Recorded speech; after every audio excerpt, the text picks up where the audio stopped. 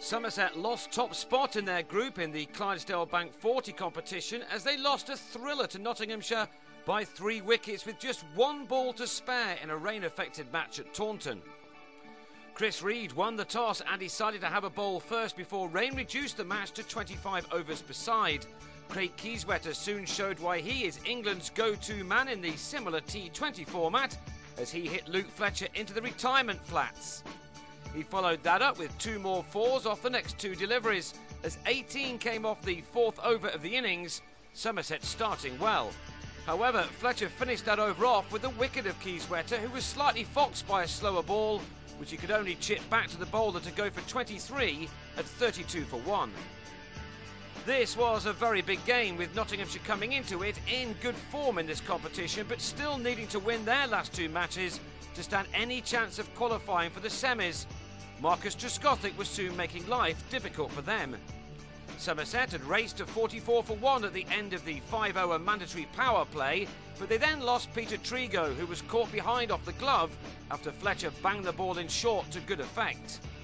Former Somerset man Ben Phillips was brought into the attack and was welcomed by Craig Macheda, hitting him over his head for a 4 first ball.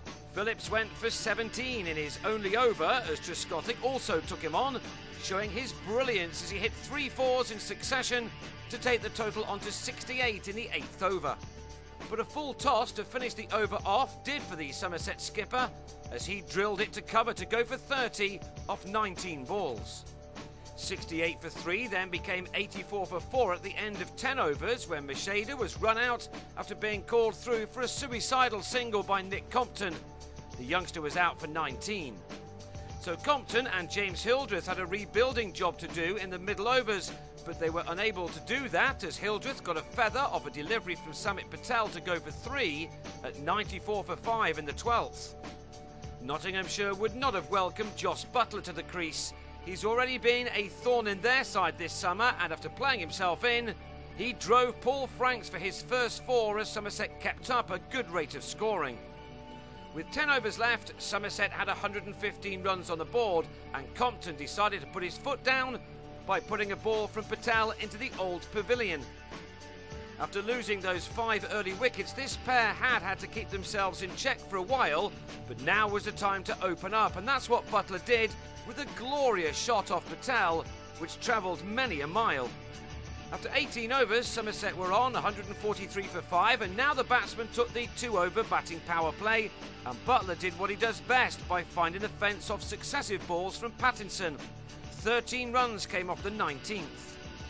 But in the next, Butler found Patel at long on off Fletcher to go for another excellent 34 made off 25 balls, and at that point the rain, which had been falling for a while, got too heavy to continue.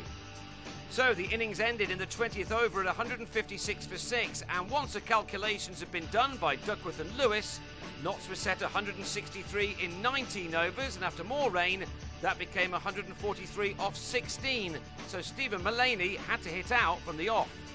He struck 2 4s off Alfonso Thomas's first over before he slog-swept George Dockrell into the crowd as Nottinghamshire scored 22 of their 3 power play overs. And on that score, they lost their first wicket as Ricky Vessels chipped Steve Kirby to Trigo at long on. That brought West Indian Darren Bravo to the crease, and he started in an encouraging fashion for the visitors. But when he tried to hit Arul Sapaya over mid-wicket for a 6, he holed out to Butler at 44 for 2 at the start of the 7th. Nottinghamshire were now struggling against some very tidy bowling, well, all except Mullaney, who took 14 off 3 balls from Thomas, including this sweetly struck straight drive for his second 6. Macheda was brought on in the 9th over, and he began with a slower ball which bamboozled Patel completely. He was through his shot too early and gave an easy catch to mid-off. Notts now needed 81 off 47 balls, and Mullaney hadn't given up just yet. This was his 3rd maximum as he raced to a 50 off only 29 balls. Reed then joined in the hitting, muscling a shot off Trigo for another maximum. Nottinghamshire were fighting back, but after 10 overs, Somerset still had the edge, just. And they moved further ahead at the start of the 11th when Mullaney took on Trescothick at backward point and lost. It was all a little bit nail-biting, but the nerves were eased by Macheda, who then took a stunning catch at short third man to see the back of Scott Elston at 97 for 5. Now it was all about Reed. He pulled Kirby into the crowd before thumping the same bowler for another boundary to take the visitors onto 108 for 5. Now 35 runs were needed off the last 4 overs. Franks then took on Macheda. 11 came off the 13th over to put Nottinghamshire ahead of the game all of a sudden. But Thomas then bowled 5 superb deliveries before Reed found the gap for yet another 4, meaning that 15 were now needed from 12 balls, and Nottinghamshire had 1 over of batting power play in the bank. They took it in the penultimate over to be bowled by Kirby, and he started by hitting the stumps of Franks, who was out for 12. It was a brilliant over from Kirby, who should have had Reed, who was dropped by Dockrell in the deep. Importantly, Reed ran 2 while the ball was in the air. So we went into the final over with 10 needed, and this time Reed was held by Hildreth on 42 to the second ball, and it looked like Somerset had done enough. But Phillips, back at his old ground, then edged Thomas for a lucky 4 to leave 3 needed off the last 2 balls.